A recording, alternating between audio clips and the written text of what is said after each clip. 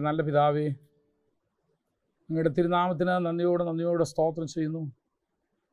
കഴിഞ്ഞൊരാഴ്ച മുഴുവനും ഞങ്ങളെ സൂക്ഷിച്ചു. ഞങ്ങളുടെ ക്ലാസ്സുകൾ കഴിഞ്ഞ് ഞങ്ങളുടെ ഭവനങ്ങളിലേക്ക്, ഞങ്ങളുടെ പ്രവർത്തന മണ്ഡലങ്ങളിലേക്ക്, ശുശ്രൂഷാ സ്ഥലങ്ങളിലേക്കെല്ലാം ഞങ്ങൾ കടന്നുപോയി. അവിടെ എല്ലാം ഞങ്ങളെ പരിപാലിക്കുകയും സൂക്ഷിക്കുകയും അത്ഭുതകരമായി നീ ഞങ്ങളെ നടത്തുകയും ചെയ്ത അങ്ങയുടെ വിശ്വസ്തതയ്ക്കും ദയയ്ക്കുമായിട്ട് നന്ദിയോടെ സ്തോത്രം ചെയ്യുന്നു. ഞങ്ങളങ്ങേ സ്തുതിക്കുന്നു.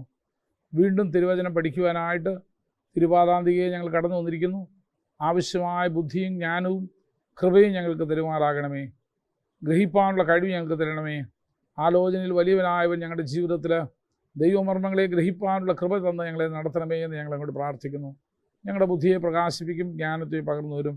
ദൈവവചനം പഠിച്ച് രചിപ്പാൻ സംഗതിയില്ലാത്ത വേലക്കാരായി നിൽപ്പാനും അനേകരെ പരിശീലിപ്പിച്ചെടുപ്പാനും അവിടെ ഞങ്ങളെ സഹായിക്കണമെന്ന് ഞങ്ങൾ അവിടുത്തെ പ്രാർത്ഥിക്കുന്നു. ഈ ആഴ്ചയിലെ ക്ലാസ്സിനെ മുഴുവൻ അങ്ങയുടെ കരങ്ങളിൽ ഏൽപ്പിക്കുന്നു. എക്സാമിനേഷൻ എഴുതുന്ന കുഞ്ഞുങ്ങൾക്കും ആവശ്യമായ ബുദ്ധിയും കർത്താവെ ജ്ഞാനവും നൽകി കൊടുക്കും. നിൻ്റെ സാന്നിധ്യത്തെ ഞങ്ങൾ നടത്തും. വരവിനായി ഞങ്ങളെ ഒരുക്കും. യേശുവിൻ നാമത്തിൽ തന്നെ ആമേൻ. ഓക്കെ, നമ്മുടെ ക്ലാസ്സിൻ്റെ സമാപ്തിയിലേക്ക് നമ്മൾ നീങ്ങിക്കൊണ്ടിരിക്കുക.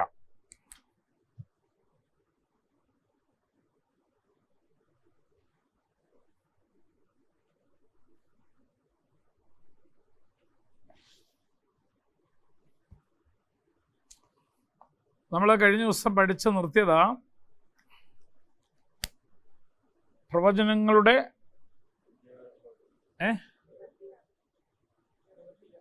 നിവൃത്തികളെക്കുറിച്ചായിരുന്നു അല്ലേ? അപ്പോൾ അതിനോടുള്ള ബന്ധത്തിൽ ഞാൻ 3 തരം പ്രവചനങ്ങളുണ്ടെന്ന് പറഞ്ഞു അല്ലേ? 1 പഴയ നിയമത്തിൽ നിവൃത്തിയാക്കപ്പെട്ടത്, 2 പുതിയ നിയമത്തിൽ നിവൃത്തിയാക്കപ്പെട്ടത്, 3 ഇനിയും നിവൃത്തിയാക്കപ്പെടാൻ ഉള്ള പ്രവചനങ്ങൾ. 5 പറഞ്ഞോ?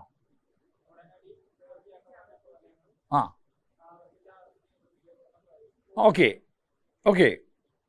ഈ നിശ്ചിത കാലയളവിനകത്ത് നിവർത്തിക്കപ്പെടുന്ന പ്രവചനമുണ്ട് അല്ലേ? അതിന് ഉദാഹരണം പറഞ്ഞ് എന്തുവാ? യെശയ്യാവിൻ്റെ ആ പ്രവചനം പറഞ്ഞില്ലേ? എന്തുവാ? 65 വർഷത്തിന് അകം അല്ലേ അത് നിവൃത്തിയാവുമെന്നാണ് അത് പറഞ്ഞത് അല്ലേ? പിന്നെന്ത് പറഞ്ഞു? നാളെ ഈ നേരത്ത് നിവൃത്തിയാകുന്ന പ്രവചനം ഉണ്ടെന്ന് പറഞ്ഞു അല്ലേ? അതേതാ? ശമരിയുടെ പടിവാതിൽക്കൽ ഇത് വിൽക്കുന്നത്. പിന്നെ പറയുന്നുണ്ട് എന്തോ, നിങ്ങൾ നിങ്ങളെ തന്നെ വിശുദ്ധീകരിപ്പിൻ, നാളെ ദൈവം നിങ്ങളുടെ ഇടയിൽ അത്ഭുതം പ്രവർത്തിക്കുമെന്ന് യോർദാനെ പിരിക്കാൻ നേരത്തെ പറയുന്നുണ്ട്. അപ്പം അങ്ങനെ പ്രവാചകൻ്റെ കാലയളവിൽ തന്നെ നിവൃത്തിയാക്കപ്പെടുന്ന പ്രവചനങ്ങളുണ്ട്. പഴയ നിയമകാലത്ത് നിവൃത്തിയാക്കപ്പെട്ടതുണ്ട്, പുതിയ നിയമത്തിൽ നിവൃത്തിയാക്കപ്പെടുന്നുണ്ട്, ആവർത്തിച്ച് നിവൃത്തിയാക്കപ്പെടുന്ന പ്രവചനങ്ങളും ഉണ്ട്. അത് കഴിഞ്ഞിട്ട് നമ്മളെന്തോ പഠിച്ചു? പ്രവചനങ്ങളുടെ നിവൃത്തി 3 രീതിയിലാണ് നടക്കുന്നതെന്ന് നമ്മൾ പഠിച്ചോ? ഇല്ലാതെ പറഞ്ഞതേ ഉള്ളൂ. 1 അക്ഷരീകമായ നിവൃത്തി. പ്രവാചകൻ പറഞ്ഞ പോലെ എഴുതണ്ട, ഞാൻ പിന്നെ നിങ്ങൾ കേട്ടാൽ മതി. അക്ഷരീകമായ നിവൃത്തി, പറഞ്ഞത് അതുപോലെ തന്നെ ഒരു വാക്കിന് വ്യത്യാസമില്ലാതെ നടത്തപ്പെടുന്ന പ്രവചനങ്ങളുണ്ട്. 2 ആലങ്കാരിക രീതിയിൽ, അത് പറഞ്ഞു നിൽക്കുന്ന പ്രവചനം തന്നെ ആലങ്കാരിക രീതിയാണ്. അപ്പോൾ ആലങ്കാരികമായ രീതിയിൽ നിവൃത്തിയാക്കപ്പെടുന്ന പ്രവചനങ്ങളുണ്ട്. 3 ആത്മീയ അർത്ഥത്തിൽ നിവൃത്തിയാക്കപ്പെടുന്ന പ്രവചനങ്ങളുണ്ട്. അപ്പോൾ അത് നമ്മൾ മനസ്സിലാക്കണം. ഇത് ഏത് കൂട്ടത്തിലാണ് ഇത് പെടുന്നതെന്ന്. 1 അക്ഷരികമായിട്ട് നിവർത്തപ്പെടുന്ന പ്രവചനങ്ങൾ, പറഞ്ഞത് അതുപോലെ തന്നെ നടക്കുന്നു. അതിൻ്റെ ഏറ്റവും നല്ല ഉദാഹരണമാണ് രാജാക്കന്മാരുടെ പുസ്തകത്തിൽ നമ്മൾ കാണുന്നത്. നാളെ ഈ നേരത്ത് ശമരിയുടെ പടിവാതിൽക്കൽ എന്ത് ചെയ്യും? ശേഖലിന് 1 സെയ ഗോതമ്പ് മാവും യവവും വിൽക്കുമെന്ന് പറഞ്ഞത്. അതങ്ങനെ തന്നെ. അതിനകത്ത് വേറെ ആത്മീയ അർത്ഥം, അവിടെ യവത്തിന് വേറെ ആത്മീയ അർത്ഥമില്ല, നാളത്തേക്കും വേറെ ആത്മീയ അർത്ഥമില്ല, പടിവാതിൽക്കലിനും വേറെ അർത്ഥമൊന്നുമില്ല. അത് എക്സാക്റ്റ് ആയിട്ട് അങ്ങനെ നടന്നു. വേണമെങ്കിൽ ആ ഭാഗം ഒന്ന് വായിച്ചു. 2 രാജാക്കന്മാർ 7 അതിൻ്റെ 1, 2 ഭാഗങ്ങൾ. 2 രാജാക്കന്മാർ 7-ാം അധ്യായത്തിൽ 1, 2 വാക്യങ്ങൾ. അപ്പോൾ എലീശ യഹോവയുടെ അരുളപ്പാട് കേൾപ്പിൻ, നാളെ ഈ നേരത്ത്. അപ്പോൾ സമയം ശമരിയുടെ പടിവാതിൽക്കൽ. എവിടെ വെച്ചാണ് അത് നടക്കുന്നതെന്നുള്ളത്. 3 എന്താണ് സംഭവിക്കാൻ പോകുന്നതെന്നുള്ളത്. ശേഖലിന് 1 സെയ ഗോതമ്പ് മാവും ശേഖലിന് 2 സെയ യവവും വിൽക്കും വന്ന് എന്ന് യഹോവ അരുളിച്ചത്. അതൊരു പ്രവചനമായിരുന്നു. ഒരു കാര്യം നിങ്ങൾ ശ്രദ്ധിക്കണം, ഒരു കാരണവശാലും ഇത് നടക്കാൻ സാധ്യതയില്ലാത്ത ഒരു സമയത്താണ് പ്രവാചകൻ പ്രവചിക്കുന്നത്. ദേശം മുഴുവനും ക്ഷാമത്താൽ വരുന്നുകൊണ്ടിരിക്കുന്നു. അതും മാത്രമല്ല, ശത്രു സൈന്യം പാളയമിറങ്ങി ഇവരെ എന്ത് ചെയ്യുക, വാടകോരി ഇവരെ. അപ്പോൾ ഒരു കാരണവശാലും ഇത് നടക്കാൻ പോകാത്ത സാഹചര്യമാണ്. ആ സമയത്ത് പ്രവാചകൻ പറയാ, നാളെ ഈ നേരത്ത്, ടൈം, സമയം, അത് ശമരിയുടെ പടിവാതിൽക്കൽ, സ്ഥലം. 3, എന്താ സംഭവിക്കാൻ പോന്നേ? ദൈവ അനുഗ്രഹം പറയുന്നു അല്ല പറഞ്ഞേ, ഏതാണ്ട് ഒരു പൊട്ടക്കണ്ണൻ്റെ മാവേറ് പോലെ അല്ല ഈ പ്രവചനം. നാളെ നോക്കിയോ, ദൈവം നിനക്ക് വേണ്ടി ഒരു അത്ഭുതം പ്രവർത്തിക്കുമെന്ന് പറഞ്ഞാൽ തെറ്റൊന്നുമില്ല അതിന്. പക്ഷെ സ്പെസിഫിക് അല്ല, അത് എന്തല്ല, അത് വ്യക്തമല്ല. വളരെ ഭാരപ്പെട്ടിരിക്കുന്ന ഒരു സഹോദരി ഇവിടെ ഉണ്ടെന്ന് പറഞ്ഞു കഴിഞ്ഞാൽ എല്ലാ സഹോദരിമാർക്കും ഭാരമുണ്ട്. എന്നാൽ നിന്റെ മക്കളെ ചൊല്ലി, നിന്റെ കുഞ്ഞിനെ ചൊല്ലി ഭാരപ്പെടുന്ന കുറച്ചുകൂടെ സ്പെസിഫിക്കായി. നിന്റെ കുഞ്ഞിൻ്റെ ഭാവിയെ ചൊല്ലി കുറച്ചുകൂടെ സ്പെസിഫിക്കായി. എൻ്റെ കുഞ്ഞിന് ജോലി കിട്ടുമോ ഇല്ലയോ എന്നുള്ള കാര്യത്തിൽ കുറച്ചും കൂടെ സ്പെസിഫിക്കായി.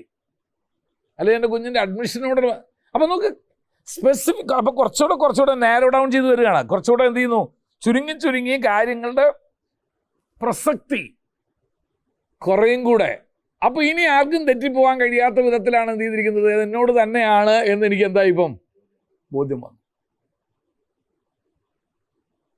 ഭാരപ്പെടുന്ന ഒരു സഹോദരി ഉണ്ടെന്ന് പറഞ്ഞു കഴിഞ്ഞാൽ എന്തുവാ, അതൊരു ജനറൽ എയറാണ്. എവിടെങ്കിലും കൊട്ടുന്നെങ്കിൽ കൊള്ളട്ടെ, ആരെങ്കിലും വരുന്നെങ്കിൽ എന്തോട്ടെ, വന്നോട്ടെ. നോ, മക്കളെ ചൊല്ലി ഭാരപ്പെടുന്ന അതും. അപ്പോൾ അതിൽ നിന്ന് ആരും ഒഴിവായി? മക്കളില്ലാത്തവരും ഒഴിവായി, വിവാഹം കഴിക്കാത്തവരും ഒഴിവായി. അപ്പോൾ കുറച്ചും ഒഴിവായി കിട്ടി. വിദ്യാഭ്യാസത്തെ ചൊല്ലി ഭാരപ്പെടുന്ന മക്കളുടെ വിദ്യാഭ്യാസത്തിൽ അപ്പോൾ കുറച്ചുകൂടെ കുറഞ്ഞു വന്നു. അപ്പോൾ വിദ്യാഭ്യാസം കഴിഞ്ഞവർ ഇനി എന്ത് ചെയ്യേണ്ട, ആകാത്ത പോയിക്കില്ല. എൻ്റെ കൊച്ചിൻ്റെ അഡ്മിഷനെ കുറിച്ച് ഭാരപ്പെടുന്ന, അപ്പോൾ 9ാം ക്ലാസ് വരെയുള്ളവരൊന്നും പേടിക്കണ്ട, +2 കഴിഞ്ഞവരും SLC കഴിഞ്ഞവരും മാത്രമേ ആ കയറ്റം. ഞാൻ പറഞ്ഞു മനസ്സിലായി നിങ്ങൾക്ക് എന്തുവാന്ന്.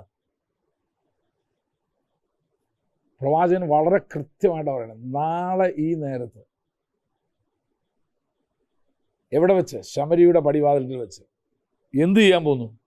ശേക്കലിന് 1 സെയ ഗോതമ്പ് മാവും ശേക്കലിന് 2 സെയ യവവും വിൽക്കും. അത് അക്ഷരാർത്ഥത്തിൽ നിറവേറ്റപ്പെട്ട ഒരു പ്രവചനമാണ്. അതിൻ്റെ വള്ളിക്കോ പുള്ളിക്കോ വ്യത്യാസമൊന്നുമില്ല. സാധാരണ പറയണ്ട പച്ചലയും കത്രികയും പോലെയെന്ന്, വളരെ കൃത്യമായിട്ടുള്ളൊരു പ്രവചനമാണ്. നമുക്ക് നിറവേറിയോ നോക്കാം. 2 രാജാക്കന്മാർ 7-ാം അധ്യായത്തിൻ്റെ 16-17 വാക്യങ്ങൾ. മറ്റേ 7-ാം അധ്യായത്തിൻ്റെ 1-2 വാക്യങ്ങളായിരുന്നു. ഇത് 12-17 വാക്യം. അല്ല, അതെ, 7-ന്റെ 16-17 വാക്യങ്ങൾ. അങ്ങനെ ജനം പുറപ്പെട്ട് കൊള്ളയടിച്ചു. യഹോവയുടെ വചനപ്രകാരം അന്ന് ശേക്കലിന് 1 സെയ ഗോതമ്പ് മാവും ശേക്കലിന് 2 സെയ യവവും വിറ്റു. അടുത്തത്. അപ്പോൾ ദൂതൻ്റെ ഒരു 2ാം ഭാഗം അവിടെ ഉണ്ടായിരുന്നു. അതെന്തുവായിരുന്നു 2ാം ഭാഗം? ദൂത് പറഞ്ഞപ്പം രാജാവിന് കൈത്താങ്ങൽ കൊടുത്തിരുന്ന ഒരുത്തം പറഞ്ഞു, ഇത് ദൈവം ആകാശത്ത് നിന്ന് കിളി. ആക്ച്വലി ആ ദൂത് പറയാനല്ല പ്രവാചകൻ വന്നേ, അത് വടി കൊടുത്ത് അടി വാങ്ങിച്ചതാ. ആണോ? അല്ലേ? ആ ദൂതല്ലായിരുന്നു അവന്, ഇത് മാത്രമേ ദൂതുള്ളായിരുന്നു. പക്ഷെ അതിനെ പ്രതികരിച്ചപ്പോഴ് ഞാൻ ഒരു കാര്യം പറയാം. ഒരു ദൂത് കേട്ടാലേ നീ വിശ്വസിച്ചില്ലെങ്കിൽ നീ അതിന് കമൻറ്റ് പാസ്സാക്കാൻ പോരുത്. അത് വെറുതെ ദൈവിക ശിക്ഷ ഏറ്റെടുക്കത്തേ ഉള്ളൂ. നിനക്ക് ദഹിച്ചില്ലായിരിക്കും, പക്ഷെ നീ കമൻ്റ് അടിക്കാൻ പോകരുത്. അത് വെറുതെ നിൻ്റെ മേലുള്ള ദൈവിക ശിക്ഷയ്ക്ക് കാരണമാക്കിയുള്ളൂ. സംഗതി ശരിയാ, കേട്ടാ വിശ്വസിക്കാൻ പറ്റാത്ത ഒരു ദൂതാ പറഞ്ഞേക്കുന്നേ. പക്ഷെ ദൈവം പറഞ്ഞു എന്ന് അവന് ബോധ്യമുള്ളിടത്തോളം കാലം ദൈവം അത് അവനും ദൈവമായിട്ട് തീർത്തോളുന്നു. നീ അതിനെ കമൻ്റ് അടിക്കാൻ പോണ്ട. കേട്ട ഉടനെ ഇവൻ പറഞ്ഞു, എന്ത് പറഞ്ഞു? ദൈവം ആകാശത്തുനിന്ന് കിളിവാതിൽ തുറന്നാലും ഇതൊന്നും നടക്കാൻ പോകുന്ന കാര്യമല്ലെന്ന് പറഞ്ഞു. ഒട്ടനെ പ്രവാചകൻ മറുപടി കൊടുത്തു. എന്താ കൊടുത്തു? നിന്റെ കണ്ണുകൊണ്ട് നീ അത് കാണും, പക്ഷെ നീ അതിൽ നിന്ന് എന്ത് ചെയ്യത്തില്ല, അനുഭവിക്കത്തില്ല. വായിച്ചോ ഇനി ആ വാക്യം.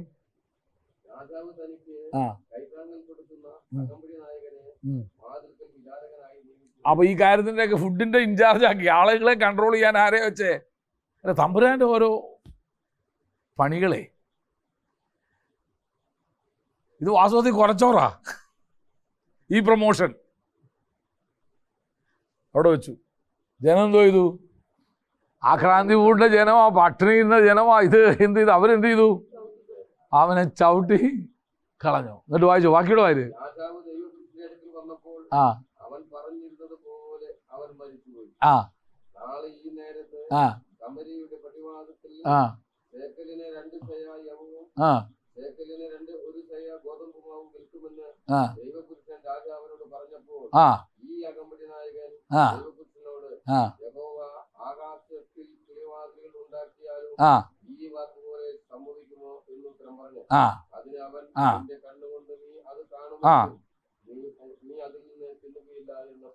ആ ഔവണ്ണം തന്നെ അവന് ഭവിച്ചു. ഞാൻ ഒരു കാര്യം ദൈവ ശുശ്രൂഷന്മാരോടും എല്ലാവരോടും ഞാൻ പറയാം.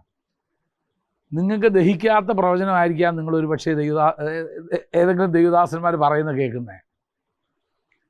കമൻറ്റ് പാസ്സാക്കാൻ പോണ്ട, അങ്ങ് വിട്ടുതര്. നിനക്കുള്ളത് അല്ലെങ്കിൽ നീ എടുക്കാൻ പോണ്ടെന്ന്. Just leave it. ഇതൊക്കെ ഇദ്ദേഹത്തിൻ്റെ നമ്പറാണോ ജാടയാണോ ഒന്നും എന്ത് ചെയ്യാൻ പോണ്ട, പറയാൻ പോണ്ട. Leave it. ദൈവിക ന്യായവിധിയിൽ നിന്ന് എന്ത് ചെയ്യാൻ നിനക്ക് ഒഴിഞ്ഞിരിക്കാൻ പറ്റും. ഇവിടുത്തെ എൻ്റെ വിഷയം അക്ഷരീകമായി നിവർത്തിക്കപ്പെടുന്ന പ്രവചനങ്ങൾ. വള്ളി പുള്ളി വ്യത്യാസമില്ലാതെ സ്ഥലം സമയം എന്തായിരുന്നോ പറഞ്ഞത് അത് അങ്ങനെ തന്നെ എന്ത് ചെയ്തു? നിറവേറ്റപ്പെട്ടു. അപ്പം അങ്ങനത്തെ പ്രവചനങ്ങളുണ്ട്. ഇനി ഒരു കാര്യം പെട്ടെന്ന് നിങ്ങൾ ഓർത്തോ. ജോസഫ് ഒരു സ്വപ്നം കണ്ടു, ഓർക്കുന്നോ? അതെന്തുവാ? 2 സ്വപ്നം കണ്ടു അല്ലേ? ഒന്ന് എന്തുവാ? കറ്റകൾ എഴുന്നേറ്റ് നിൽക്കുന്നു, 11 കറ്റകൾ അവനെ എന്ത് ചെയ്യും? അതിലൊരു ഒറ്റ കറ്റകൾ അവനെ വണങ്ങുന്നു. അത് ദൈവം ചെയ്യാൻ പോകുന്ന ഒരു കാര്യത്തെക്കുറിച്ച് ആലങ്കാരിക ഭാഷയിൽ അവന് വെളിപ്പെടുത്തി കൊടുത്തതാ. അക്ഷരാർത്ഥത്തിൽ നടന്നില്ല. ഇവരെല്ലാം കൂടെ കറ്റ കെട്ടാനും ഇരുന്നില്ല, ഇവൻ്റെ കറ്റ എഴുന്നേറ്റ് നിന്നതുമില്ല, എന്ത് ചെയ്തില്ല, ഒരു കറ്റയും വണങ്ങിയതുമില്ല. പക്ഷെ ആ പ്രവചനം, that was a prophetic dream. എങ്ങനെ ആലങ്കാരിക ഭാഷയിൽ ദൈവം അവന് എന്ത് ചെയ്തിരിക്കുക? കാണിച്ചു കൊടുത്തതാണ്.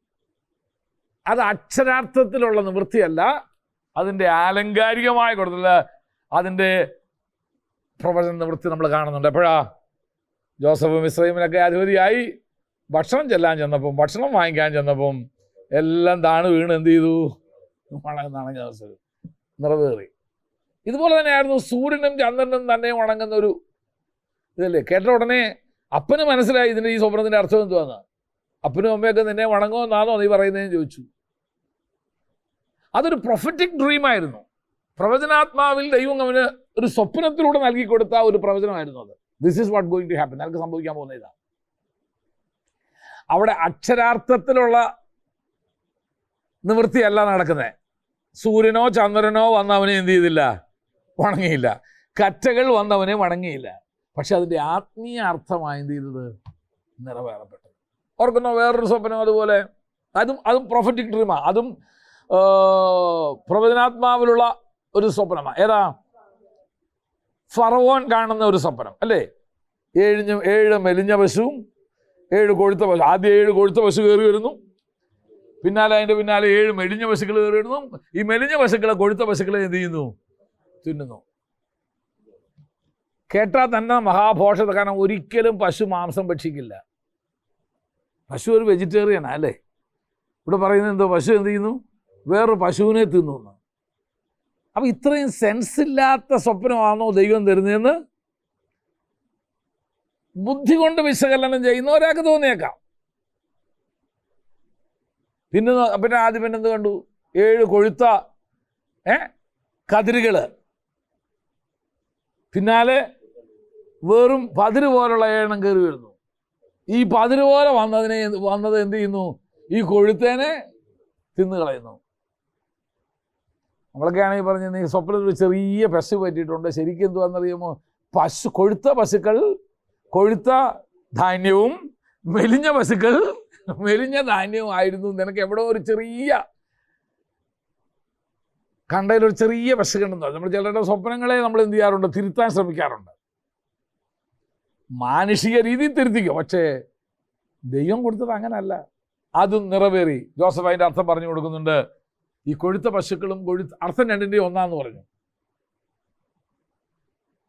മണി എന്ന് പറഞ്ഞ ഇതും കാണുന്നത് സമ്പൽ സമൃദ്ധമായ 7 വർഷത്തെ. അതിനുശേഷം ഇത് ആർക്കും ചിന്തിക്കാൻ പോലും കഴിയാത്തൊരു വലിയ മഹാക്ഷാമം കടന്നു വരാൻ പോകുന്നു. ഈ മഹാക്ഷാമം നിമിത്തം സമ്പൽ സമൃദ്ധമായ നാളുകളെ പോലും ജനം എന്ത് ചെയ്ത് കളയും? മറന്ന് പോയിക്കളയും. It was a prophetic dream. അത് ഒരു പ്രവചനാത്മാവിലുള്ള ഒരു ദർശനം അല്ലെങ്കിൽ സ്വപ്നം ദൈവം നൽകി കൊടുത്തതായിരുന്നു. അതും ആലങ്കാരികമാണ്. അതും ആലങ്കാരികമായിരുന്നു. ദൈവം ഉപയോഗിക്കുന്ന മുഴുവൻ പ്രതീകങ്ങളെയാണ് അവിടെ ഉപയോഗിച്ചത്. അപ്പോൾ നമ്മൾ ഈ സ്വപ്നത്തിൽ കാണുന്നതൊക്കെ ചിലപ്പം പ്രതീകങ്ങളായിരിക്കും നമ്മൾ കാണുന്നത്. ശരിക്കും ഒരാളുടെ മുഖം നമ്മൾ ചിലപ്പം കണ്ടെന്നിരിക്കുന്നില്ല. അപ്പോൾ ഇതെല്ലാം ഞാൻ പറഞ്ഞത്. അപ്പോൾ അക്ഷരീകമായി നിവർത്തിക്കപ്പെട്ടതുകൊണ്ട് ആലങ്കാരികമായി കാണിച്ചൊന്ന് നിവർത്തിക്കപ്പെടുന്ന വാക്യങ്ങളുണ്ട്. അതിനപ്പോൾ 2 ഞാൻ എഴുതും. ഇനി 22-ാം സങ്കീർത്തനം ഒന്ന് എടുത്തേ. അത് യേശു ക്രിസ്തുവിന്റെ ക്രൂശീകരണത്തെക്കുറിച്ച് പ്രതിപാദിക്കുന്ന ഒരു സങ്കീർത്തന, മശിഹൈക സങ്കീർത്തനം എന്ന് പറയും.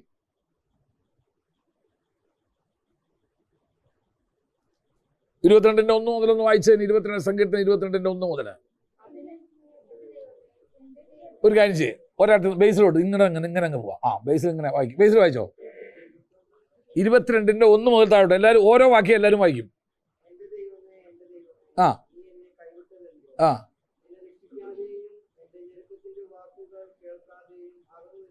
അത് ആരുടെ സങ്കീർത്തനമാണെന്നാ പറയുന്നേ? മാൻപേട എവിടെയോ? മാൻപേട രാഗമാണല്ലേ ഇത്? മാൻപേട രാഗം. ദാവീദിൻ്റെ ഒരു സങ്കീർത്തനം. ഒരർത്ഥത്തിൽ അത് ദാവീദ് അവൻ്റെ തന്നെ അനുഭവത്തെ എന്ത് ചെയ്യുന്നത് അതിനകത്ത് വിളിച്ചു പറയുന്നത്. അത് ആരിലും നിവർത്തിക്കപ്പെട്ടിരിക്കുന്നു? യേശു ക്രിസ്തുവിലും അത് എന്ത് ചെയ്തിരിക്കുന്നു? നിവർത്തിക്കപ്പെട്ടിരിക്കുന്നു. നോക്കാം നമുക്ക് ആ സങ്കീർത്തനോട് വായിച്ച്. എൻ്റെ ദൈവമേ നീ എന്നെ കൈവിട്ടതെന്ത്? എന്നെ രക്ഷിക്കാതെയും എൻ്റെ ഞരക്കം കേൾക്കാതെയും.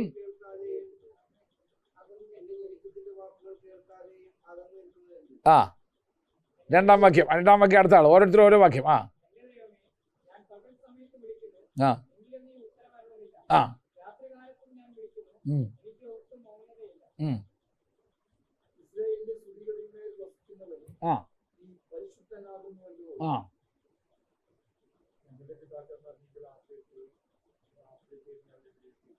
അപ്പൊ ഇതൊന്നും യേശുവിനെ കുറിച്ച് പറയുന്നതല്ല.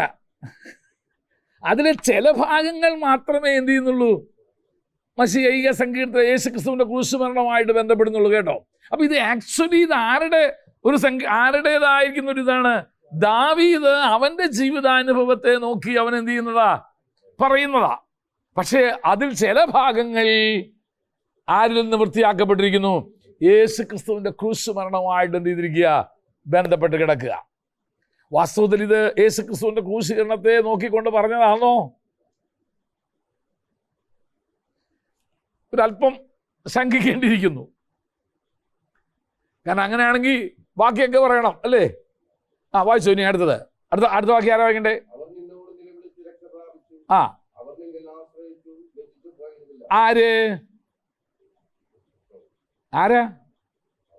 ആരാ ഈ അവര്? തൊട്ട് മുകളിലത്തെ വാക്യത്തിൽ പറഞ്ഞിട്ടില്ലേ? ഞങ്ങളുടെ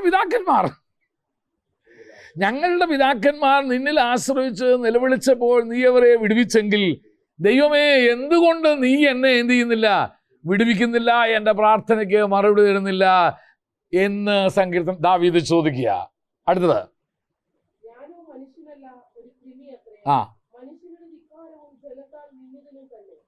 ഇത് യേശു ഒന്നും പറഞ്ഞല്ല കേട്ടോ. ഞാൻ മനുഷ്യനല്ല കൃമിയാണ് എന്നൊന്നും യേശു പറഞ്ഞല്ല ഇത്. ഓക്കെ. ദാവീദ് പറയുക, എന്നെ ഒരു മനുഷ്യനെന്ന് പോലും വിളിക്കാൻ പറ്റത്തില്ല. ഞാൻ ഇപ്പം സഹിക്കുന്ന ഈ കഷ്ടതയുടെ ഈ വേദനയുടെയൊക്കെ പോകുമ്പോൾ ഒരു കൃമിയെ മനുഷ്യന് ഉപദ്രവിക്കുന്ന പോലെ അവരെന്നെ എന്ത് ചെയ്യുന്നു? ഉപദ്രവിക്കുക. വായിച്ചോ ഞാൻ അടുത്തത്. ശരിയാ, കർത്താവിനെ കുറിച്ച് അത് നടന്നിട്ടുണ്ട് ഇല്ലേ? യേശു ക്രൂശിൽ കിടക്കുമ്പോൾ കടന്നു പോകുന്നവരൊക്കെ അവനെ നോക്കി എന്ത് പരിഹസിച്ചു. എന്നെ കാണുന്നവരൊക്കെ എന്നെ പരിഹസിക്കുന്നു, അവർ അധരം മലർത്തി തല കുലുക്കുന്നു. അടുത്തത് പറഞ്ഞു. ശരിയാ, യേശുവിനോട് പറഞ്ഞു, നീ എന്നാ വിളിക്കുക, നീ വിടുവിക്കട്ടെ തന്നെ. ആ ആ ആ ആ ആ ഓക്കെ. അടുത്ത ആള്. ആ ആ ആ ഇതൊക്കെ ദാവീദ് പറയുന്ന അനുഭവങ്ങളാ. ദാവീദിന്റെ അനുഭവങ്ങളാ പറഞ്ഞത്. അടുത്തത് ആ ആ ഓക്കെ. ഇതാണ് ഇനി അടുത്ത് പറയുന്നത്. അനേകം കാളകൾ എന്നെ ഇത് വാസ്തവത്തിൽ ദാവീദിനെ കാള കുത്താൻ ചെന്നൊന്നൊന്നുമല്ല. മനസ്സിലായോ? അനേകം കാളകൾ എന്നെ വളഞ്ഞു, ബാശാൻ കൂറ്റന്മാരെന്നെ ചുറ്റിയിരിക്കുന്നു, ബുഭുക്ഷയോടെ അലറുന്ന സിംഹം എന്ന പോലെ അവരെൻ്റെ നേരെ വായ് വിളർക്കുന്നു, ഞാൻ വെള്ളം പോലെ തൂകിപ്പോകുന്നു, എൻ്റെ അസ്ഥികളെല്ലാം ബന്ധപ്പെട്ടിരിക്കുന്നു, എൻ്റെ ഹൃദയം. ദാവീദ് അവൻ്റെ അരക്ഷിതാവസ്ഥയെ അവൻ ദൈവത്തോട് നിലവിളിക്കുകയും പറയുകയും ചെയ്യാം. പക്ഷെ ഇതിൽ ചില വാക്യങ്ങളൊക്കെ ആരുമായിട്ട് എന്ത് ചെയ്തിരിക്കുന്നു? ബന്ധപ്പെടുന്നുണ്ട്, കർത്താവുമായി ബന്ധപ്പെടുന്നുണ്ട്. ചിലത് നമ്മുമായിട്ടും എന്ത് ചെയ്യുന്നുണ്ട്?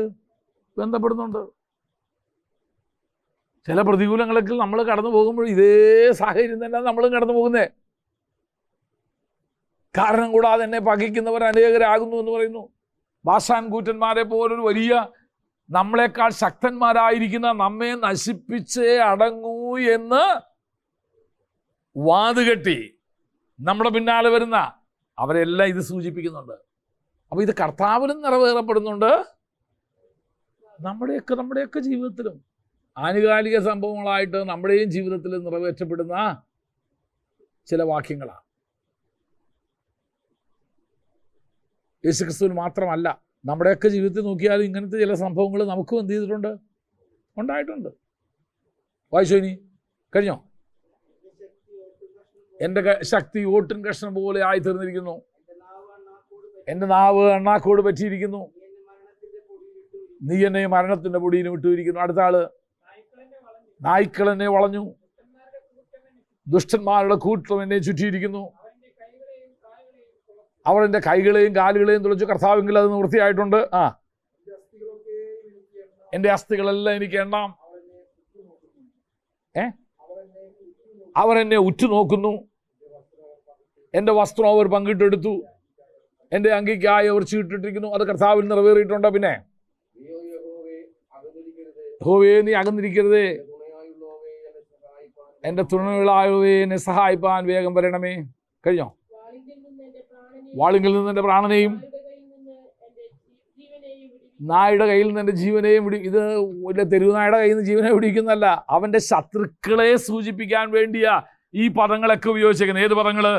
ബുഭുക്ഷയോടെ അലറുന്ന സിംഹം, ബാശാൻ കൂറ്റന്മാർ, നായ്ക്കൾ. ഇതിൻ്റെ അർത്ഥം എന്നാ? തൻ്റെ നിസ്സഹായമായ അവസ്ഥ. വായിച്ചോ. സിംഹം. വായിച്ചോ. കാട്ടുപോത്ത്. കഴിഞ്ഞോ?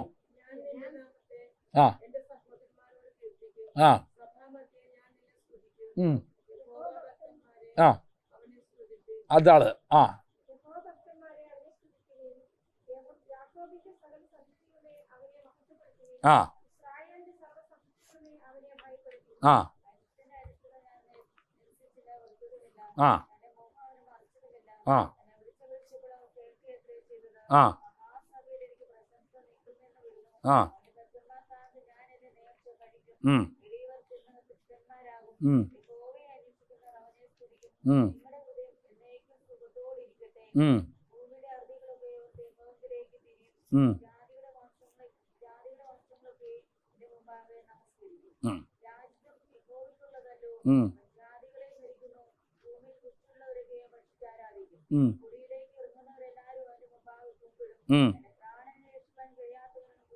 ഉം. ഉം. ഉം. ഓക്കെ.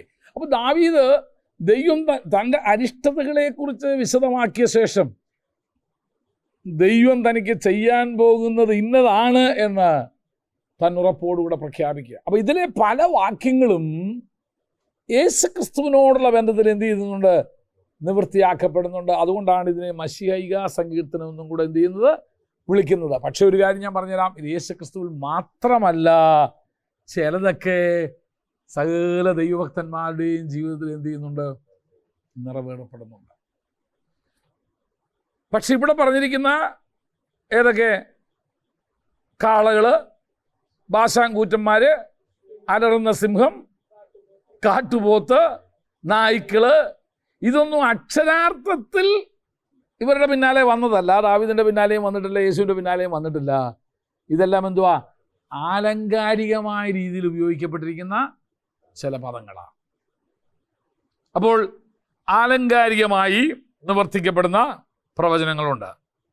മൂന്നാമത്തത് കാണേണ്ടത് ആത്മീയ അർത്ഥത്തിൽ നിറവേറപ്പെടുന്ന ചില പ്രവചനങ്ങളുണ്ട്. ഏതാ? ഇത് ഏതൊരു ഭക്തന്റെയും ജീവിതത്തിൽ തീർച്ചയായിട്ടും നമ്മുടെയൊക്കെ ജീവിതത്തിൽ വരുന്നുണ്ട്. എല്ലാ തലമുറകളിലും ഇതേ അനുഭവത്തിലൂടെ കടന്നുപോയ ഭക്തന്മാരുണ്ട്. മൂന്നാമത്തേന്ന് പറയുന്നത് ആത്മീയ അർത്ഥത്തിൽ നിറവേറപ്പെടുന്ന ചില പ്രവചനങ്ങൾ. യെഹെസ്കേൽ 36:26 വായിച്ചേൻ. ഞാൻ നിങ്ങൾക്ക് പുതിയൊരു ഹൃദയം തരും, പുതിയൊരു ആത്മാവിനെ ഞാൻ നിങ്ങൾക്ക് നൽകി തരും. കല്ലായ ഹൃദയം ഞാൻ നിങ്ങളിൽ നിന്ന് മാറ്റി. ഇവിടെ എന്തോ പറയുന്നത്? ഇതിൻ്റെ ആത്മീയ അർത്ഥമാണ്. അല്ലാണ്ട് തമ്പുരാൻ ശരിക്ക് എന്ത് ചെയ്യും? നമ്മുടെ ഹൃദയത്തെ അങ്ങോട്ട് മാറ്റി വേറൊരു, ആരുടെയും ഹൃദയം കല്ലൊന്നുമല്ല, ആരുടെയും ഹൃദയം എല്ലാം മാംസം കൊണ്ടുണ്ടാക്കിയതാണ്. പക്ഷെ നമ്മൾ പറയാറുണ്ട്, എന്തൊരു കല്ല് പോലെ അവൻ്റെ ഹൃദയം എന്നല്ലേ, എന്ന് പറഞ്ഞാൽ ഒരു മനസ്സലിവില്ലാത്ത എന്തൊരു കഠിന ഹൃദയം എന്നുള്ളതായി പറയുന്നത്. അത് പറയുന്നത് എന്തോ ഒരു ആത്മീയ അർത്ഥമാണ് അവിടെ പറയുന്നത്. ഞാൻ അവരുടെ കല്ലായ ഹൃദയത്തെ മാറ്റി ഞാൻ അവർക്ക് മാംസമായിരിക്കുന്ന ഒരു ഹൃദയം തരും, ഞാൻ അവർക്കൊരു പുതിയൊരു ഹൃദയമൊക്കെ തരും എന്ന് പറയുന്നത് എന്തോ അർത്ഥത്തിലാണ്? ആത്മീയ അർത്ഥത്തിലാണ്. അല്ലാതെ ഈ ഹൃദയം ട്രാൻസ്പ്ലാന്റ് ചെയ്യാൻ പോകുന്ന, ഹൃദയം ശസ്ത്രക്രിയ ചെയ്യാൻ പോകുന്ന, ഹൃദയ ശസ്ത്രക്രിയ ചെയ്യുന്ന ആളോട് കർത്താവ് പറഞ്ഞിട്ടുണ്ട്, നിനക്ക് പുതിയൊരു ഹൃദയം തരാമെന്ന് പറഞ്ഞിട്ടുണ്ട്, അപ്പോൾ അതാണ് ഇത് സംഭവിച്ചത്. ആ പ്രവചനം അതൊന്നുമല്ല. കേൾക്കാൻ ഒരു സുഖമുണ്ടെങ്കിലും പക്ഷേ അതിൻ്റെ അർത്ഥമൊന്നും അതാണ് അല്ലേ. ഹൃദയം മാറ്റിവെക്കൽ ശസ്ത്രക്രിയക്ക് പോകാൻ പോകുന്ന ഒരാളോട് നമ്മൾ കർത്താവേ നീ പറഞ്ഞല്ലോ നിന്റെ ഹൃദയത്തെ മാറ്റി പുതിയൊരു ഹൃദയം കൊടുക്കാമെന്ന്, അത് ഇന്ന് ചെയ്യാൻ പോകുന്നതിനായിട്ട് സ്തോത്രമൊന്നും കയറിക്കാൻ എന്ത് ചെയ്ത് പോയത്? പ്രാർത്ഥിച്ചു പോയത്. കേൾക്കാൻ സുഖമുണ്ടെന്നല്ലാതെ അത് വചനമായിട്ട് എന്തില്ല. ഇത് ആത്മീയ അർത്ഥത്തിലാണ് പറഞ്ഞേക്കുന്നത്. അപ്പോൾ പ്രവചനങ്ങളുടെ നിവൃത്തി 3 തരത്തിലാണ്. ഒന്ന് അക്ഷരാർത്ഥത്തിൽ, വള്ളി പുള്ളി വ്യത്യാസമില്ലാതെ. 2 ആലങ്കാരികമായ അർത്ഥത്തിൽ, അവിടെ സന്ദേശത്തിനാണ് പ്രാധാന്യമുള്ളത്. അതൊക്കെ അതിനകത്തെല്ലാം പെടും. ആലങ്കാരികമായി വരുന്ന മുഴുവൻ അതിനകത്ത് വരും. 3ാമത്തത് ആത്മീയ അർത്ഥമേ ആ പ്രവചനത്തിനുണ്ട്. ഉദാഹരണം പറഞ്ഞാൽ കർത്താവ് പറയുന്നു, ലോകാവസാനത്തോളം എല്ലാ നാളും ഞാൻ നിങ്ങളുടെ കൂടെ ഉണ്ടെന്ന് പറയുന്നത് എന്തോ അർത്ഥത്തിലാണ്? ഒരു ആത്മീയ അർത്ഥത്തിലാണ്. അല്ലാതെ ഇങ്ങനെ നമ്മൾ പോകുന്നിടത്തെല്ലാം നമ്മളെ ആ ഒരു മനസ്സിലായി ഞാൻ എന്തോ അതല്ല ഉദ്ദേശിക്കുന്നത്. ഒരു ആത്മീയ അർത്ഥത്തിലാണ് പറഞ്ഞേക്കുന്നത്. അപ്പോൾ പ്രവചനങ്ങൾ വ്യാഖ്യാനിക്കുമ്പോൾ ഇത് ഏത് ഗണത്തിലാണ്, ഏത് ടൈപ്പാണ് എന്ന് നോക്കണം. യേശുവിനെ ഇമ്മാനുവേൽ എന്ന് പേർ വിളിക്കുന്നത് ഏതർത്ഥത്തിലാണ്? ആത്മീയ അർത്ഥത്തിലാണ്. ദൈവം നമ്മോട് കൂടെ. നമ്മൾ പറയാറുണ്ടോ, അവൻ ഇന്ന് യഹോവ ഇരയായിട്ട് നമ്മോട് കൂടെ ഇരിക്കുന്നു എന്ന് പറഞ്ഞ അർത്ഥം എന്തുവാ? നമ്മെ കരുതുന്ന ദൈവമായിട്ട് നമ്മുടെ കൂടെ ഉള്ളതാണ്. ദൈവത്തെക്കുറിച്ച് പറഞ്ഞ അവൻ ഗിലെയാദിലെ സുഗന്ധ തൈലം. അപ്പോൾ ഒരു കുപ്പിയിലാക്കി കൊണ്ടു നടക്കാൻ പറ്റുന്നതാണോ അതിൻ്റെ അർത്ഥം യേശുവിനെ? ആണോ? ആ സുഗന്ധ തൈലം ഉദ്ദേശിക്കുന്നത് സൗഖ്യദായകമായിരിക്കുന്നത് എന്നുള്ളതാണ്. അപ്പോൾ അതിൻ്റെയൊക്കെ ആത്മീയ അർത്ഥമാണ് നമ്മൾ എന്ത് ചെയ്യേണ്ടത്. ഇപ്പോൾ ആരാച്ചോട് നല്ല മണമുണ്ടല്ലോ ഇവിടെ, യേശുവിൻ്റെ സാന്നിധ്യം, നല്ല സുഗന്ധ തൈലത്തിൻ്റെ മണം, ആരെങ്കിലും സ്പ്രേ അടിച്ച് വന്നതായിരിക്കും, അന്നേരം കയറി വന്നിട്ടുണ്ടാവുക. നല്ലൊരു സ്പ്രേ അടിച്ച് കയറി വന്ന ഒരാൾ നല്ല മണമായിരിക്കും ഇവിടെ. അത് യേശുവിൻ്റെ സാന്നിധ്യമൊന്നും അല്ല. യേശു വരുന്നിടത്ത് അങ്ങനെ നല്ല സുഗന്ധ മണമൊന്നും ഉണ്ടാകത്തില്ല. അതിൻ്റെയൊക്കെ അർത്ഥം നമ്മൾ മനസ്സിലാക്കണം. പിന്നെ ആളുകളെ ഇളക്കാൻ വേണമെങ്കിൽ എന്ത് വേണേലും പറഞ്ഞോ, അതൊക്കെ വേറെ കാര്യം. പക്ഷേ അതിനൊന്നും എന്തില്ല, പ്രസക്തി ഇല്ല. ഇളക്കാമെന്ന് തന്നെ ഉള്ളൂ. ആ ഇളക്കൽ കഴിയുമ്പോൾ എന്ത് ചെയ്യും, അങ്ങനെ തന്നെ ഇളകി പോവുകയും ചെയ്യും. അപ്പോൾ പ്രവചനങ്ങൾ വ്യാഖ്യാനിക്കുമ്പോൾ ഇത് നമ്മൾ വളരെ ശ്രദ്ധിക്കണം. ഈ പ്രവചനം അക്ഷരാർത്ഥത്തിലാണോ പറഞ്ഞിരിക്കുന്നത്, ആലങ്കാരിക അർത്ഥമാണോ ഉള്ളത്, അതോ ഇതിൻ്റെ ഒരു ആത്മീയ അർത്ഥമാണോ ഉള്ളത്, അത് വേണം വ്യാഖ്യാനിക്കാൻ. നമുക്കൊരു കുറച്ച് നോട്ട്സ് എഴുതാം. ഇനി എവിടെ നമ്മൾ എഴുതി നിർത്തിയേ? ആവർത്തിച്ച് നിർത്തിയാക്കുന്ന പ്രകാരം അത് എഴുതി തീർത്തോ? ഉദാഹരണം എഴുതി നിർത്തി, അത്രേ ഉള്ളൂ. ഈ പ്രവചനം ശലോമോനിലും യേശുക്രിസ്തുവിലും നിവർത്തിക്കപ്പെട്ടിരിക്കുന്നു എന്ന് എഴുതിയില്ലേ, അത് എഴുതി നിർത്തി. ഓക്കെ. അത് പ്രവചനങ്ങളുടെ നിവൃത്തി അതല്ല, ജസ്റ്റ് അടുത്ത പാരഗ്രാഫ് പോലെ എഴുതിക്കുക. പ്രവചനങ്ങളുടെ നിവൃത്തി 3 വിധത്തിലാണ് സംഭവിക്കുന്നത്. പ്രവചനങ്ങളുടെ നിവൃത്തി 3 വിധത്തിലാണ് സംഭവിക്കുന്നത്. ഒന്ന്, അക്ഷരീക നിവൃത്തി.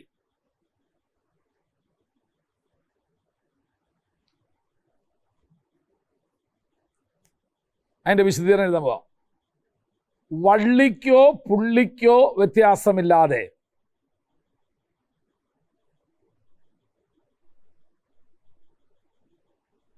സ്ഥലം, കാലം, സന്ദേശം എന്നിവയ്ക്ക്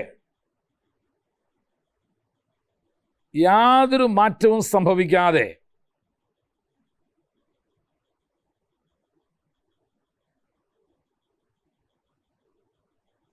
നിവർത്തിക്കപ്പെടുന്നു.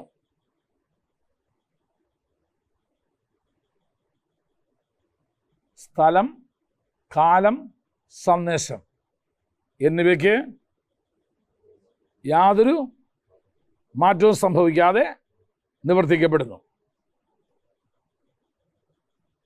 എഴുതിയോ എല്ലാവരും? ഉദാഹരണം, 2 രാജാക്കന്മാർ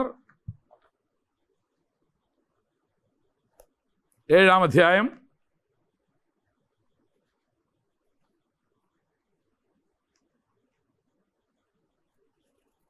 1 മുതലുള്ള വാക്യങ്ങൾ.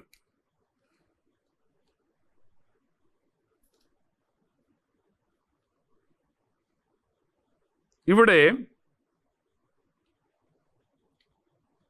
പ്രവാചകനാകുന്ന എലിശ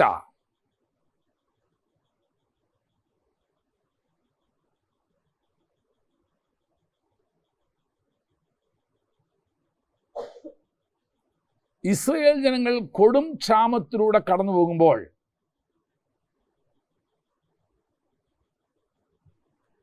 ഇസ്രായേൽ ജനങ്ങൾ കൊടും ക്ഷാമത്തിലൂടെ കടന്നു പോകുമ്പോൾ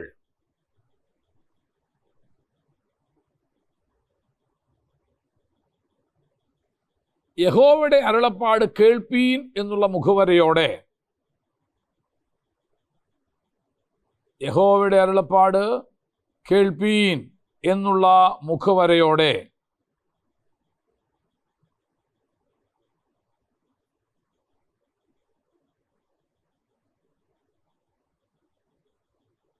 ഇസ്രായേലിനോട് ഒരു സന്ദേശം വിളിച്ചു പറയുന്നു.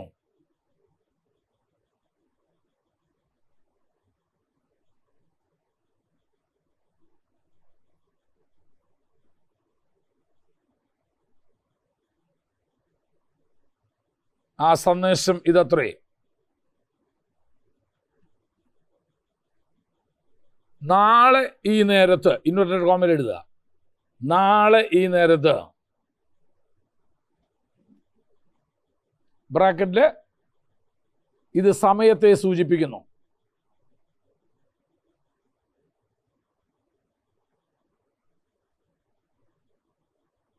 അടുത്ത വരി, ശമരിയുടെ പടിവാതിൽക്കൽ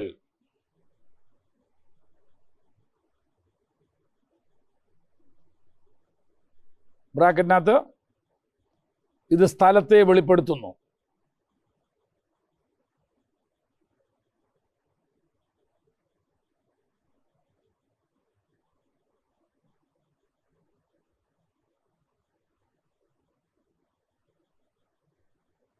ശേക്കലിന് 1 സെയ ഗോതമ്പ് മാവും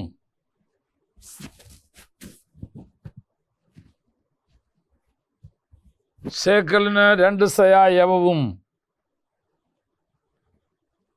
വിൽക്കപ്പെടും.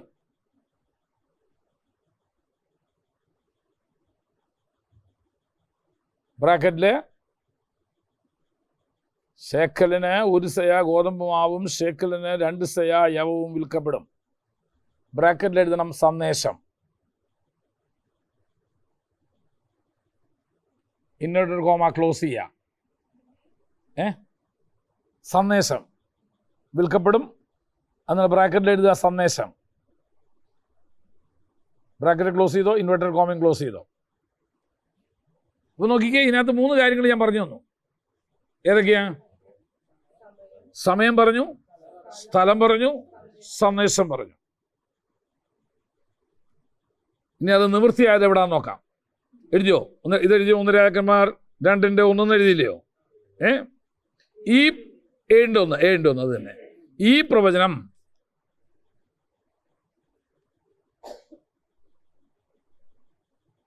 ഈ പ്രവചനം 2 രാജാക്കന്മാർ 7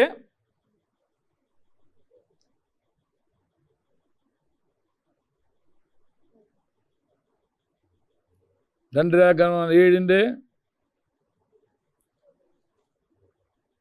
16, 17, 18 വാക്യങ്ങളിൽ നിവൃത്തിയാക്കപ്പെട്ടതായി നാം കാണുന്നു.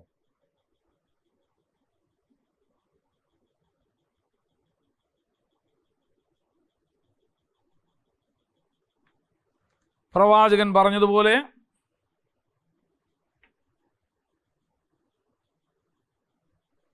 സമയത്തിനോ സ്ഥലത്തിനോ സന്ദേശത്തിനോ ഒരു മാറ്റവും സംഭവിക്കാതെ പിറ്റേ ദിവസം തന്നെ ഇത് നിവൃത്തിയാക്കപ്പെട്ടു.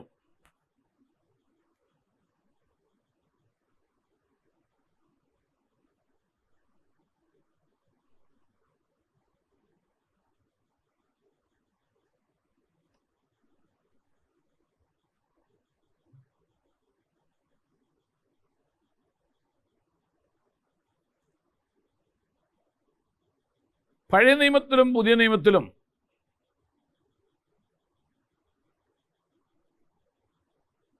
ഇതുപോലുള്ള ധാരാളം പ്രവചനങ്ങൾ നമുക്ക് കാണാം.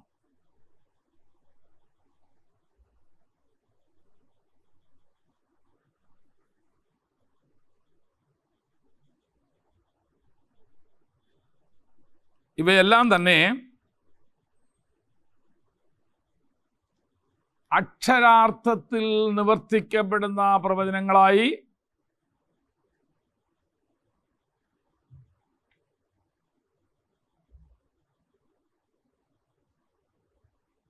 പരിഗണിക്കപ്പെടുന്നു.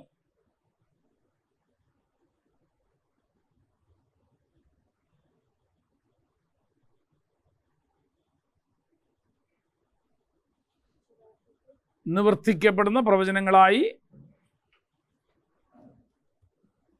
പരിഗണിക്കപ്പെടുന്നു.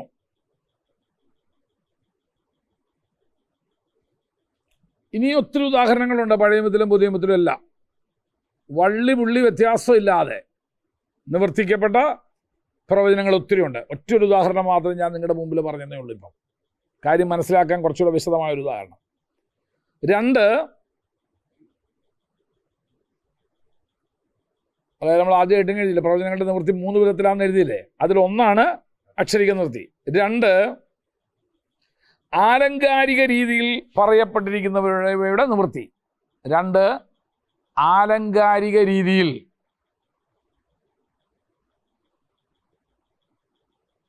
പറയപ്പെട്ടിരിക്കുന്നവയുടെ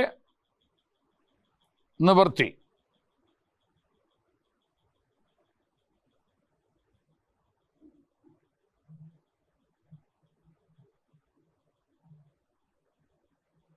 വേദപുസ്തകത്തിലെ ചില പ്രവചന ഭാഗങ്ങൾ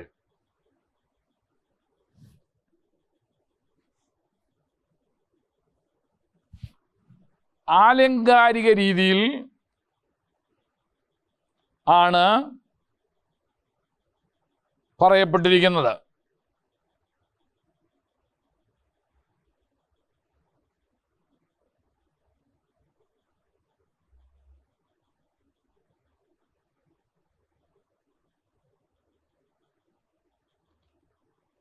വെളിപ്പാട് പുസ്തകം, ദാനിയേൽ പ്രവചനം എന്നിവയെല്ലാം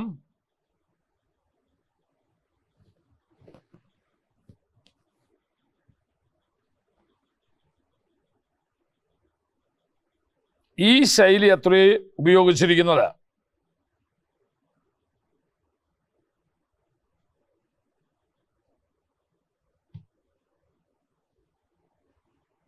ഇവ കൂടാതെ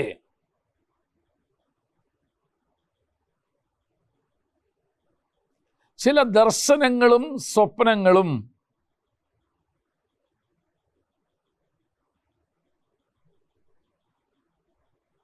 ആലങ്കാരിക ഭാഷാരീതിയിലാണ് നൽകപ്പെട്ടിരിക്കുന്നത്.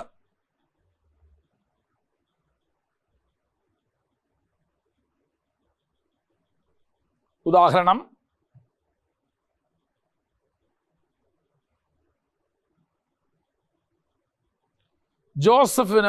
ഉദാഹരണം 1, ജോസഫിന് തൻ്റെ ഭാവിയെക്കുറിച്ച്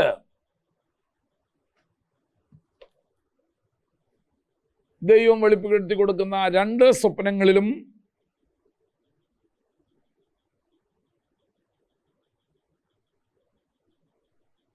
ആലങ്കാരിക ഭാഷയാണ് ഉപയോഗിച്ചിട്ടുള്ളത്.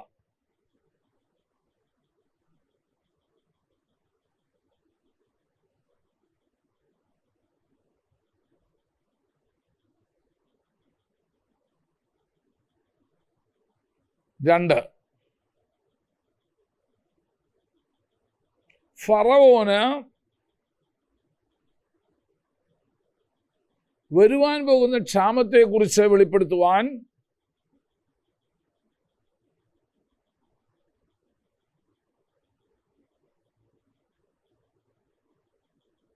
ദൈവം കൊടുത്ത 2 സ്വപ്നങ്ങളിലും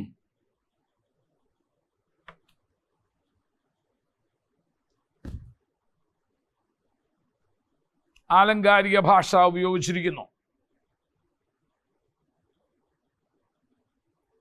ആലങ്കാരിക ഭാഷ 2 സ്വപ്നങ്ങളിലും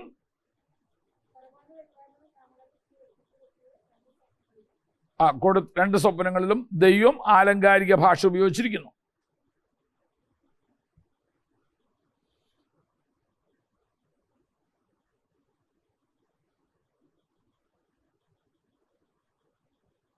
മൂന്ന്,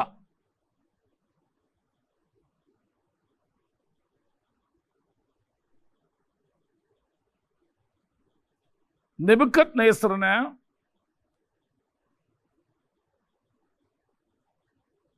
ലോകഭാവിയെക്കുറിച്ച് വെളിപ്പെടുത്തുവാൻ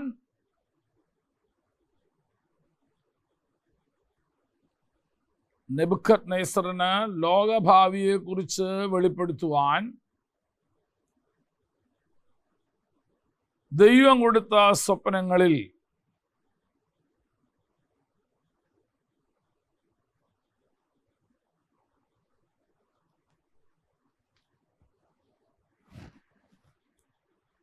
ആലങ്കാരിക ഭാഷ ഉപയോഗിച്ചിരിക്കുന്നു.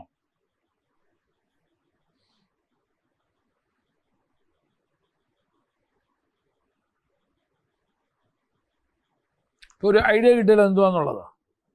വേദോസ്തത്തിൽ പലയിടത്തായിട്ട് ഇത് ഉപയോഗിച്ചിട്ടുണ്ട്. ഈ ആലങ്കാരികമായ ഭാഷാശൈലിയിൽ കർത്താവ് എന്ത് ചെയ്യുന്നു?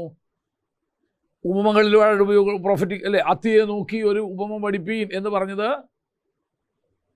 ആലങ്കാരികമായിട്ടും കൂടെയാണ്, ഒരു കാര്യത്തെ സൂചിപ്പിക്കാൻ വേണ്ടിയാണ്. അത്തി തളിർക്കുന്ന കാണുമ്പോൾ വേനൽ അടുത്തിരിക്കുന്നു എന്ന് നിങ്ങൾ മനസ്സിലാക്കുന്നത് പോലെ ഈ സംഭവങ്ങളെല്ലാം നടക്കുന്നത് കാണുമ്പോൾ അവൻ അടുക്ക വാതിൽക്കലായിരിക്കുന്നു. ഒത്തിരി ആലങ്കാരികമായിരിക്കുന്ന ഭാഷാശൈലി പ്രവചന ദൂത് വെളിപ്പെടുത്താനായിട്ട് എന്ത് ചെയ്യുന്നുണ്ട്? ദൈവം ഉപയോഗിക്കുന്നുണ്ട്.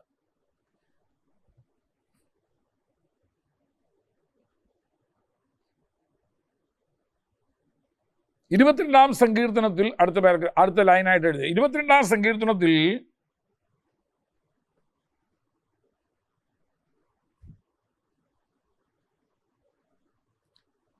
യേശുക്രിസ്തുവിന്റെ ക്രൂശ് മരണത്തോടുള്ള ബന്ധത്തിൽ 22-ാം സങ്കീർത്തനത്തിൽ യേശുക്രിസ്തുവിന്റെ ക്രൂശ് മരണത്തോടുള്ള ബന്ധത്തിൽ നിവൃത്തിയാക്കപ്പെട്ട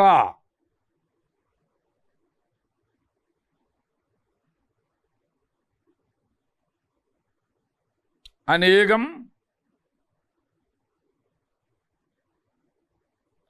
ഭാഷാപ്രയോഗങ്ങൾ കാണാം.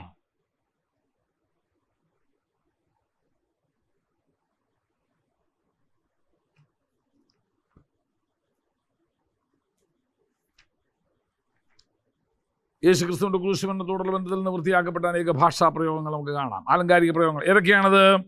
നമ്മൾ പറഞ്ഞല്ലോ ചിലതൊക്കെ. ഏതൊക്കെയാ? ബാശാൻ കൂറ്റന്മാർ, അനേക കാളകൾ. എഴുതിക്കോ, കാളകൾ,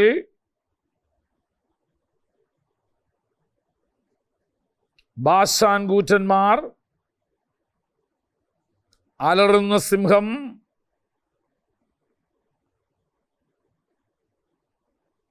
നായ്ക്കൾ,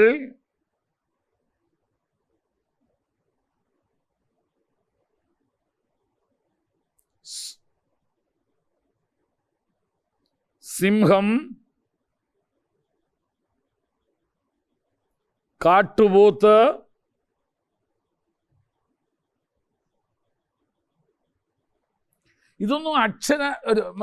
ഇവയൊന്നും അക്ഷരാർത്ഥത്തിൽ യേശുവിന്റെ പിന്നാലെ എന്ത് ചെയ്തിട്ടില്ല? വന്നിട്ടില്ല. ഈ സങ്കീർത്തനക്കാരനായ ദാവീദിന്റെ എതിരെയും വന്നിട്ടില്ല. പക്ഷെ ഇതൊക്കെ എന്തുവാ? ആലങ്കാരികമായിരിക്കുന്ന പദപ്രയോഗങ്ങളാ. അത്രയും ശക്തന്മാരായ ശത്രുക്കൾ എനിക്ക് എന്ത് ചെയ്തിരിക്കുന്നു? എഴുന്നേറ്റിരിക്കുന്നു, വന്നിരിക്കുന്നു എന്ന് വെളിപ്പെടുത്താൻ വേണ്ടിയാണ്. രണ്ട്, അവരുടെ ശക്തിയെ വെച്ച് നോക്കുമ്പോൾ ഞാൻ എന്തുവാ? ഞാൻ തികച്ചും നിസ്സഹായനാണ്. ഞാനൊരു മനുഷ്യനല്ല, ഒരു കൃമി പോലെ ആയി തീർന്നിരിക്കുന്നു. അപ്പൊ ഇതെല്ലാം ആലങ്കാരികമായിട്ട് ഉപയോഗിച്ചിരിക്കുന്നത്. എന്തിനായത് ഉപയോഗിച്ചിരിക്കുന്നേ? തൻ്റെ വേദനയും തൻ്റെ നിസ്സഹായതയും തൻ്റെ ശത്രുവിൻ്റെ വലിപ്പവും എന്തുവാന്ന് ഉദാഹരണം പറയാം. ഗോലിയാത്ത് ഒരു വലിയൊരാളെ കാണാം. ആ ഗോലിയാത്ത് പോലൊരു മനുഷ്യനായാലെന്ന് പറയും. അയാൾ അക്ഷാർത്ഥത്തിൽ ഗോലിയാത്ത് ഒന്നുമില്ല. അദ്ദേഹത്തിൻ്റെ ആ വലിപ്പത്തെയും ഭീകരതയെയും വെളിപ്പെടുത്താൻ വേണ്ടി ഉപയോഗിക്കുന്ന പദപ്രയോഗങ്ങളാണ്, ആലങ്കാരികമായ പദപ്രയോഗങ്ങളാണ്. അതപ്പോൾ നമ്മൾ ഓർത്തോണം. അപ്പൊ ആലങ്കാരികമായ രീതിയിൽ പറഞ്ഞിരിക്കുന്ന വാക്കുകൾ ആ രീതിയിലായി ചെയ്തിരിക്കുന്നത് നിവൃത്തിയാക്കപ്പെട്ടു. യേശുവിന്റെ ജീവിതത്തിൽ നിവൃത്തിയാക്കപ്പെട്ടിട്ടുണ്ട്. 3, ആത്മീയ അർത്ഥത്തിൽ നിവൃത്തിയാക്കപ്പെടുന്ന പ്രവചനങ്ങൾ. 3, ആത്മീയ അർത്ഥത്തിൽ നിവൃത്തിയാക്കപ്പെടുന്ന പ്രവചനങ്ങൾ.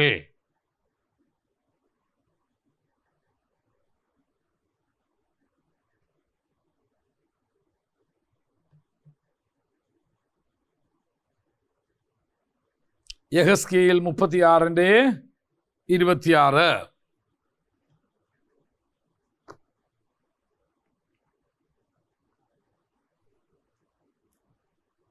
വാക്യം നമുക്ക് എഴുതാം.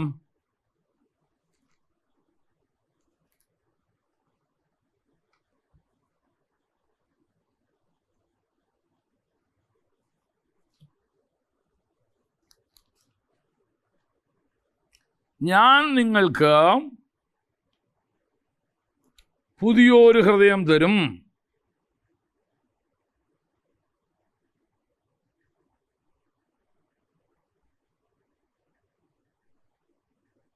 പുതിയൊരു ആത്മാവിനെ ഞാൻ നിങ്ങളുടെ ഉള്ളിലാക്കും.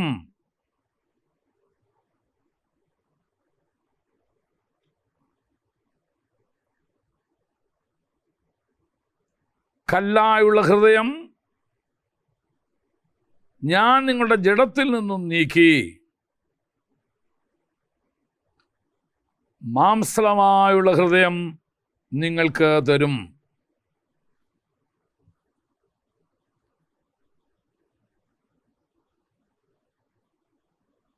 ഇവിടെ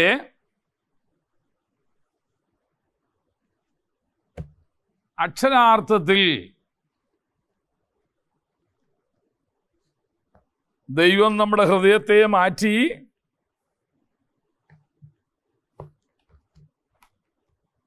പുതിയൊരു ഹൃദയം നമുക്ക് നൽകിത്തരും എന്നുള്ളതല്ല അതിൻ്റെ അർത്ഥം.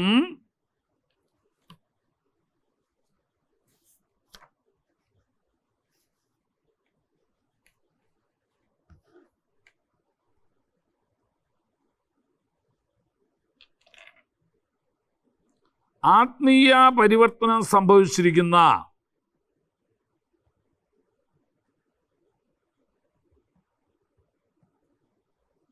ഒരു ഹൃദയത്തിന്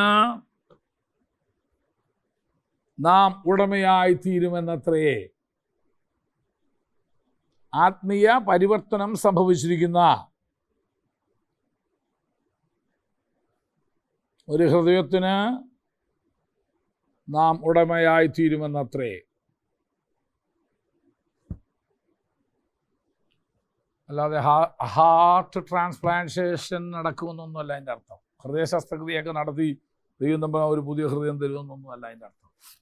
ഒരു പരിവർത്തനം ചെയ്യപ്പെട്ട ദൈവ സ്വഭാവമുള്ള ഒരു ഹൃദയത്തിന് നാം ഉടമയായി തീരുമെന്നാണ് അതിൻ്റെ അർത്ഥം. അപ്പോൾ ഇന്നത്തെ ക്ലാസ് ഇവിടെ കൊണ്ട് അവസാനിക്കുകയാണ്. നാളെ പരീക്ഷയാണ്. മറ്റന്നാൾ അവസാനത്തെ ഒരു ക്ലാസ്സും കൊണ്ടുണ്ടായിരിക്കും. മറ്റന്നാൾ എടുക്കുന്ന വിഷയത്തിൽ നിന്ന് എന്ത് ചെയ്യത്തില്ല, ചോദ്യം ഉണ്ടാവില്ല. ഇന്ന് വരെയുള്ള വിഷയത്തിൽ നിന്ന് നാളത്തെ പരീക്ഷയിൽ നിങ്ങൾക്ക് ചോദ്യം പ്രതീക്ഷിക്കാം. എല്ലാം വ്യക്തമായല്ലോ എല്ലാവർക്കും? ഇല്ലയോ? സംശയമൊന്നുമില്ലല്ലോ? എന്താ ആരും ഒന്നും മിണ്ടാത്തെ? പരീക്ഷ ആ പേടി അങ്ങ് പോയില്ലേ? അല്ല, പരീക്ഷയെക്കുറിച്ചുള്ള പേടിയേ പോയില്ലേ? ശരി, കർത്താവ് എല്ലാവരെയും അനുഗ്രഹിക്കട്ടെ.